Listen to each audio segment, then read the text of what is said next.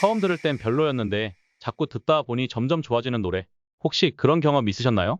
어쩌다 마주친 랜덤 잡학. 이건 단순히 취향이 변한 게 아닙니다. 심리학에서는 이걸 단순 노출 효과라고 부릅니다. 같은 자극을 반복해서 접하면 우리 뇌는 점점 더 익숙해지고 그 익숙함은 어느 순간 호감으로 바뀌게 됩니다. 처음엔 낯설고 불편하게 느껴지던 멜로디도 점점 뇌가 편하게 받아들이면서 좋은 노래 같다는 느낌을 만들게 되는 거죠.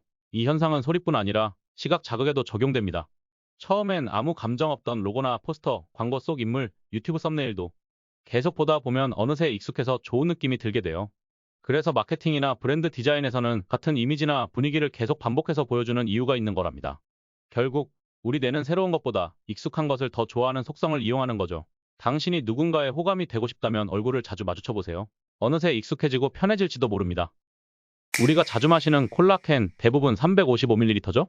근데 왜 하필 이 애매한 숫자일까요? 어쩌다 마주친 랜덤 잡학. 이건 미국에서 시작된 기준이에요. 355ml는 12온스, 미국의 부피 단위죠. 1950년대 캔 음료가 처음 등장했을 때 사람들이 한 번에 마시기 좋은 양으로 12온스를 선택했어요. 그 전까진 유리병 기준이 6온스였는데 점점 용량이 커지면서 12온스가 표준이 됐죠. 게다가 당시 생산 설비도 12온스를 기준으로 설계돼 있었기 때문에 경제적으로도 그게 가장 효율적이었어요. 그래서 그 전통이 지금까지 이어진 거예요. 미국 시장이 워낙 크다 보니 세계 여러 나라들도 그 기준을 따라가게 된 거죠. 결국 355ml는 맛도 기술도 아닌 사람의 습관과 마케팅, 강대국 중심의 효율이 만든 기준이었던 겁니다. 손톱은 금방 길어지는데 발톱은 왜 그렇게 더디게 자랄까요? 어쩌다 마주친 랜덤 잡학. 실제로 손톱은 하루에 0.1mm, 한 달에 3mm 정도 자라지만 발톱은 그 절반밖에 자라지 않습니다. 그 이유는 바로 혈액순환과 자극, 온도 때문인데요. 손은 심장과 더 가까워서 혈액이 빠르게 공급됩니다. 그래서 영양과 산소가 더 많이 전달돼요. 그리고 손은 항상 움직이고 무언가를 만지기 때문에 자극이 많습니다. 이 자극이 세포의 성장 속도를 높이는 역할을 하죠. 마지막으로 손은 발보다 더 따뜻한 부위입니다. 손가락 끝에는 혈관이 많고 외부에 노출돼 있어 열이 더 잘 전달되죠. 이 따뜻한 환경은 세포 분열과 단백질 합성, 즉 손톱 성장을 도와주는 생리적인 조건입니다. 결국 손톱이 더 빠르게 자라는 건 피, 자극, 온도, 이 세 가지가 만든 과학적인 차이였던 겁니다. 지구 종말을 대비하는 사람들이 있다는 거 들어보셨나요? 어쩌다 마주친 랜덤 잡학. 이 사람들을 바로 프레퍼라고 부릅니다. 프레퍼는 전쟁, 기후재난, 전염병, 정전, 심지어 좀비 사태까지 어떤 위기가 오든 혼자 살아남을 준비를 해두는 사람들이에요. 몇 달치 식량과 생수를 비축하고 전기 없이도 쓸 수 있는 정수기나 태양광 충전기, 비상조리 도구 같은 생존 장비도 미리 준비해두죠. 도심에서 떨어진 외곽엔 지하 벙커를 만들거나 캠핑카를 개조해 이동식 은신처를 마련하기도 합니다. 야외 생존 훈련은 물론 텃밭 농사, 무전기 사용법, 응급처치 같은 실전 기술도 익히죠. 예전엔 지나치다고 생각하는 사람도 많았지만 이제는 팬데믹, 기후위기, 전쟁 같은 현실을 겪으면서 이들의 준비가 꼭 남 얘기 같지만은 않게 느껴집니다. 혹시 여러분도 아주 조금이라도 준비해볼 생각이 드셨나요? 에베레스트 과연 산소통 없이 올라갈 수 있을까요? 어쩌다 마주친 랜덤 잡학. 히말라야 에베레스트 해발 8,848m, 지구에서 가장 높은 산이죠. 이런 곳에 오르려면 보통 산소통이 필수라고 생각되시겠지만 실제로 산소통 없이 정상까지 오른 사람도 있습니다. 대표적인 인물이 바로 라이놀트 메스너라는 이탈리아 사람입니다. 1978년 인공산소 없이 에베레스트 등정에 성공해 전 세계를 놀라게 했죠. 그럼 사람 몸이 어떻게 가능했을까요? 고산에 오래 머무르면 우리 몸은 산소 부족에 적응하기 시작합니다. 적혈구 수가 늘어나고 폐활량이 증가하고 심장 박동이 느려집니다. 심지어 미토콘드리아의 구조까지 변해서 적은 산소로도 에너지를 만들어내는 쪽으로 적응하죠. 하지만 이런 적응엔 시간이 걸립니다. 그래서 대부분의 고산 등반은 몇 주간의 고도 적응 훈련이 필수입니다. 산소통 없이 등정한다는 건 단순한 도전이 아니라 인간 생리의 극한을 실험하는 과학이기도 합니다. 전기차 충전, 정말 주유처럼 3분 안에 끝낼 수 있을까요? 어쩌다 마주친 랜덤 잡학. 이론적으로 가능합니다. 하지만 기술 4가지를 동시에 끌어올려야 합니다. 첫째, 초고출력 충전기. 현재 급속 충전은 보통 150kW 수준이지만 주유처럼 충전하려면 최소 500kW 이상, 일부 트럭용 충전은 1MW급도 개발 중이에요. 둘째, 고전압 배터리. 전압이 높을수록 같은 출력에서도 전류가 줄고 그만큼 열 발생도 적고 효율도 올라갑니다. 그래서 요즘은 800V, 일부는 1000V 넘는 차량도 나오고 있어요. 셋째, 배터리 냉각 기술. 짧은 시간에 많은 전기를 넣으면 배터리가 금방 뜨거워지기 때문에 고성능 열 제어 기술이 반드시 필요합니다. 넷째, 전력 인프라. 휴게소에서 많은 차량이 동시 충전하면 수메가와트의 전기가 한 번에 몰려요. 그래서 전기 저장 장치나 전력선 증설도 함께 이루어져야 하죠. 결국 충전기를 빠르게 만드는 걸 넘어서 배터리, 냉각, 인프라까지 모두 진화해야 진짜 주유처럼 빠른 충전이 가능해집니다. 밴드 음악에서 가장 조용하지만 가장 중요한 악기. 바로 일렉트릭 베이스입니다. 어쩌다 마주친 랜덤 잡학. 기타처럼 생겼지만 훨씬 낮은 소리를 내고 드럼과 함께 음악의 기초를 책임지죠. 하지만 이 악기는 처음부터 이런 형태가 아니었습니다. 1950년대 이전에는 콘트라베이스, 즉 업라이트 베이스가 쓰였는데요. 너무 크고 무거웠고 소리도 작아서 락이나 재즈 밴드에서는 묻히기 일쑤였죠. 그 문제를 해결하기 위해 한 사람이 등장합니다. 바로 리오 펜더. 기타 좀 아시는 분들은 모두 아는 그 펜더입니다. 1951년 그는 작은 나무 바디에 픽업을 붙여 세계 최초의 전기 베이스, 프리시전 베이스를 만들죠. 프렛이 있어 음정을 정확하게 잡을 수 있고 앰프로 소리를 크게 낼 수 있어 이런 이름을 붙였다고 합니다. 그야말로 일반 기타처럼 들고 다닐 수 있는 혁명이었던 겁니다. 그 이후 일렉 베이스는 록, 펑크, 재즈, 현대 음악까지 저음을 책임지는 중심이 됐습니다. 기타가 멜로디를, 드럼이 리듬을 이끈다면 베이스는 그 둘을 붙잡아주는 음악의 심장 같은 존재죠. 그래서 신차는 출시되었다고 해서 무조건 바로 사는 건 좋은 게 아닐 수 있습니다. 어쩌다 마주친 랜덤 잡학. 자동차를 잘 아는 사람일수록 신차는 출시 후 6개월에서 1년은 기다리라고 말합니다. 도대체 그 이유가 뭘까요? 첫째, 초기 생산 차량은 예기치 못한 품질 문제가 발생할 수 있습니다. 새로운 설계, 새로운 부품, 새로운 조립 방식이 실제 주행 환경에서 어떻게 작동할지는 필드에 나가서야 본격적으로 드러나기 시작하거든요. 둘째, 고객 피드백이 아직 반영되지 않은 시점입니다. 실제 주행을 해보지 않으면 발견되지 않는 문제들이 출시 후 수개월간 꾸준히 보고됩니다. 셋째, 안전성 검증이 아직 완전히 이루어지지 않은 상태입니다. 국토교통부나 미국 도로교통안전국 같은 공식 기관의 충돌 테스트 결과나 결함 데이터는 보통 출시 후 3에서 6개월쯤 지나야 공개되죠. 그 외에도 판매 물량에 따라 할인 프로모션 등의 혜택도 신차 출시 이후 시간이 지난 후에 받을 수 있는 점도 있습니다. 중고차를 살 땐 꼭 성능 점검 기록부 확인과 실차 점검까지 함께 하셔야 해요. 어쩌다 마주친 랜덤 잡학. 중고차 이력조회 서비스, 요즘 많이들 사용하시죠? 차량 번호만 입력하면 사고 이력, 정비 내역까지 확인 가능하죠. 대표적으로 헤이딜러, 엔카, 케이카 같은 서비스가 있죠. 그런데 이 정보들은 다 어디서 나오는 걸까요? 우선 차량 등록 정보는 국토교통부의 자동차 등록원부와 연동돼 있습니다. 사고 이력은 대부분 자동차 보험개발원의 카 히스토리에서 받아옵니다. 보험 처리가 된 사고나 수리는 여기에 기록이 남죠. 그런데 여기에 맹점이 하나 있습니다. 보험 처리를 안 한 수리, 현금 수리 등등. 이건 기록이 안 남기 때문에 조회에도 나오지 않습니다. 최악의 경우 겉으론 멀쩡해 보여도 내부에 큰 사고 전적이 있을 수도 있다는 거죠. 그래서 이력조회는 참고용일 뿐 절대적으로 신용하기엔 다소 부족합니다. A4는 단순하게 정한 크기가 아니라 수학적인 비율과 국제적 합의가 만든 효율의 표준입니다. 어쩌다 마주친 랜덤 잡학. 우리가 매일 쓰는 종이 A4. 그런데 왜 하필 A4일까요? A4는 국제표준화기구 ISO에서 정한 종이 규격 중 하나입니다. 그 중에서도 A 시리즈는 A0부터 A10까지 있는데요. 기준이 되는 A0를 반으로 자르면 A1, 또 자르면 A2, 그렇게 쪼개다 보면 A4가 됩니다. 이 규격에서의 핵심은 바로 비율입니다. A 시리즈는 모두 가로 세로 비율이 1대 루트 2입니다. 이걸 수학적으로 보면 뒷면을 반으로 접어주면 비율이 그대로 유지가 되죠. 그래서 복사기나 프린터에서 용지를 축소 확대해도 디자인이 흐트러지지 않고 딱 맞게 인쇄됩니다. 현재 A4는 유럽과 아시아를 포함한 전 세계 대부분의 국가에서 기본 문서 규격으로 쓰이고 있어요. 다만 미국은 아직도 레터 사이즈를 고집하고 있죠. 이건 단순한 디자인이 아니라 기능과 비용을 모두 고려한 결과입니다. 어쩌다 마주친 랜덤 잡학. 우리 주변 아파트나 건물 유리를 보면 유독 초록빛이 많이 보이죠? 보통 초록빛 유리는 청색 플로트 유리 또는 열반사 유리라고 불리는데요. 유리를 만들 때 포함되는 철 성분 때문에 자연스럽게 연한 초록빛이 납니다. 오히려 투명한 무색 유리보다 생산 단가가 낮다는 게 가장 큰 특징입니다. 그래서 대단지 아파트나 고층 건물에 대량 적용되고 있죠. 그런데 초록빛에는 또 다른 기능이 숨어 있어요. 태양의 자외선과 적외선을 일부 차단해서 여름철 실내 온도를 낮춰줍니다. 덕분에 냉방비도 절약되죠. 그리고 외부에서 안이 잘 보이지 않아 사생활 보호에도 효과적입니다. 결국 이 초록빛 유리는 경제성, 에너지 효율, 프라이버시를 동시에 만족시키는 거죠. 지극히 한국적인 결과물이라는 생각도 드네요. 화폐는 실내 위에 세워진 약속이라는 걸 다시 생각하게 만드는 이야기입니다. 어쩌다 마주친 랜덤 잡학. 돈을 무게로 계산하는 나라가 있습니다. 바로 동아프리카의 소말릴란드입니다. 이곳에선 물건을 살 때 지폐를 하나하나 세는 대신 저울 위에 올려 무게를 재서 가격을 정하죠. 왜 이런 일이 생겼을까요? 사실 전 세계에는 하이퍼인플레이션을 겪은 나라들이 여럿 있습니다. 짐바브웨나 베네수엘라처럼 물가가 천정부지로 치솟아 지폐 한 장으로는 아무것도 살 수 없게 되는 경우죠.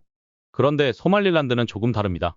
이 나라는 국제적으로 정식 국가로 인정받지 못한 상태라 자체 화폐인 소말릴란드 실링도 국제적인 신뢰를 얻지 못했습니다. 게다가 중앙은행 기능이 약해 기본적인 통화 정책도 거의 없습니다. 낡은 지폐만 계속 유통되다 보니 수백 장씩 묶어 거래하는 게 일상이 되었고, 결국 시장에서는 아예 지폐 묶음을 무게로 재는 방식이 자리 잡게 된 겁니다. 1kg짜리는 5달러. 이런 식이죠. 원인이 인플레이션 때문이라기보다는 화폐 자체에 대한 신뢰가 무너진 게 가장 큰 원인입니다. 신디사이저. 현대의 음악의 흐름 자체를 바꿔버린 기술 그 자체입니다. 어쩌다 마주친 랜덤 잡학. 전기 실험에서 발명된 악기가 바로 신디사이저입니다. 최초의 신디사이저는 1901년 타디우스 K1이 만든 텔레아모니엄입니다. 하지만 너무 거대하고 해군 통신의 간섭까지 일으켜 역사 속으로 사라졌습니다. 1950년대 RCA 마크2가 등장합니다. 프로그래밍이 가능한 진짜 최초의 전자 신디사이저였습니다. 60년대에는 모그 신디사이저가 등장하면서 처음으로 뮤지션들이 직접 연주할 수 있는 사운드 조형 악기가 됐고, 70년대에 미니 무그가 등장하면서 작고 가벼우면서도 공연용으로 쓰일 수 있어 신디사이저 대중화의 시작을 알렸습니다. 그리고 80년대에 마이크로 프로세서가 적용된 디지털 신디사이저가 대중화됩니다. 야마하 DX7, 커즈와일, 롤랜드 D50 같은 디지털 신디사이저들이 대표적이죠. 이때부터 샘플링 기술이 보편화되면서 본격적으로 현대의 팝 음악의 사운드를 완전히 바꿔놓기 시작했죠. 누룽지를 먹으면 소화가 잘 된다? 이런 말 들어보신 적 있으시죠? 이건 그냥 속설일까요? 어쩌다 마주친 랜덤 잡학. 누룽지가 단순히 속 편한 음식이라 그런 게 아니라 사실은 과학적으로도 어느 정도 근거가 있습니다. 밥이 누룽지가 될 때는 오랫동안 열을 받아서 살짝 갈색빛이 돌게 되는데요. 이건 단순히 밥이 탄 게 아니라 밥 속의 전분이 덱스트린이라는 성분으로 바뀐 겁니다. 덱스트린은 전분보다 크기가 작아서 우리 몸의 소화효소가 훨씬 쉽게 분해할 수 있어요. 또 마이야르 반응으로 생기는 멜라노이딘이라는 성분은 항산화, 항균 작용은 물론 장내 환경을 좋게 유지하는 데도 도움을 줄 수 있죠. 또 누룽지는 기본적으로 끓이거나 불려서 먹는 경우가 많아서 입자도 부드럽고 위에 자극도 적습니다. 오히려 죽보다 소화가 잘 될 수도 있는 거죠. 심지어 숭늉은 짠 음식을 먹은 뒤 체내 산도를 중화하는 데도 도움이 됩니다. 물론 누룽지가 다른 음식의 소화를 직접적으로 도와주는 건 아닙니다.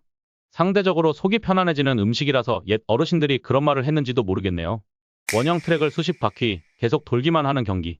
일본에는 조금 특이한 오토바이 경기가 있습니다. 어쩌다 마주친 랜덤 잡학. 바로 오토레이스라는 스포츠입니다. 재밌는 점은 정부가 공식적으로 운영하는 도박 경기이기도 하다는 겁니다. 1950년대에 전후 복구 자금 마련을 위해 만들어진 일본의 4대 공영 스포츠 중 하나로 경마, 경륜, 경정, 그리고 오토레이스가 포함됩니다. 경기는 다른 모터스포츠와는 달리 단순한 타원형 트랙에서 진행되고, 출전 선수들은 모두 정해진 사양의 오토바이를 타고 경기를 합니다. 스타트 위치에 따라 핸디캡이 주어지기도 해서 육상 경기를 생각나게 합니다. 승부를 가르는 건 속도보다 라인을 누가 더 정교하게 타느냐, 그리고 누구보다 날카롭게 드리프트를 하느냐입니다. 경기에 출전하려면 전문 양성소를 졸업해야 하고 도박이 허용되는 만큼 선수 관리도 굉장히 엄격하죠. 누가 먼저 돌고 도느냐의 싸움? 하지만 단순한 반복 속에 전략과 기술이 아주 깊게 숨겨진 경기입니다. 용도와 체질에 맞게 사용한다면 참 매력적인 아이템입니다. 어쩌다 마주친 랜덤 잡학. 이건 골전도 이어폰이라고 불립니다. 보통 이어폰은 소리를 내면 진동이 공기를 타고 고막을 진동시켜 들리게 되죠. 그런데 이건 진동을 머리뼈에 전달해서 달팽이관을 시작으로 뇌까지 직접 신호를 보내는 방식이에요. 즉, 고막을 거치지 않고 소리 정보를 뇌에 근접하여 전달하는 기술이죠. 베토벤도 피아노 소리를 듣기 위해 나무막대를 입에 물고 진동을 느꼈다는 일화도 있어요. 이 아이템의 장점은 분명합니다. 귀가 막혀있지 않으니까 주변 소리를 들을 수 있어 안전하고 귀가 아프지도 않죠. 그래서 러닝과 사이클, 수영이 유행하는 요즘 많은 인기를 끌고 있는 아이템이기도 합니다. 물론 단점도 있어요. 진동이 강하면 소리가 밖으로 새어나올 수 있고, 고음이나 저음 표현은 다소 약해 순수 음악 감상용으로는 부족합니다. 그리고 개인 차이는 있지만 이 직접적인 진동이 몇몇 사람들에게 멀미를 유발하기도 한다네요. 이제 야구도 웃기고 빨라질 수 있답니다. 근데 이게 진짜 야구라고요? 어쩌다 마주친 랜덤 잡학. 네, 진짜 야구 맞습니다. 이름하여 바나나볼. 2016년 미국 조지아주의 마이너리그 팀 사베너 바나나스는 관중도 없고 수익도 없던 팀이었습니다. 운영자 제시 콜은 야구가 너무 지루하다, 이건 바꿔야 한다 라고 생각했습니다. 그래서 만들어진 게 바나나볼입니다. 기존 야구의 틀을 완전히 벗어던진 새로운 룰, 그리고 유쾌한 쇼맨십. 11개의 독특한 룰 중에서 대표적인 룰은 이렇습니다. 첫째, 경기는 딱 2시간만 진행됩니다. 그 안에 못 끝나면 무조건 종료. 둘째, 파울볼을 관중이 잡으면 진짜 아웃 처리됩니다. 관중조차도 수비수인 셈이죠. 셋째, 점수는 각 이닝의 승자에게 한 점씩 주는 방식으로 골프처럼 이닝 단위 승부죠. 야구를 싫어했던 사람들도 이 경기는 끝까지 보게 된다죠. 누가 이기는지보다 선수들의 세레모니가 궁금한 건 e스포츠가 처음이네요. 편리함 뒤엔 항상 그림자가 존재합니다. 일본에는 자판기가 몇 대나 있을까요? 어쩌다 마주친 랜덤 잡학. 무려 약 350만 대의 인구 30명당 자판기 한 대꼴입니다.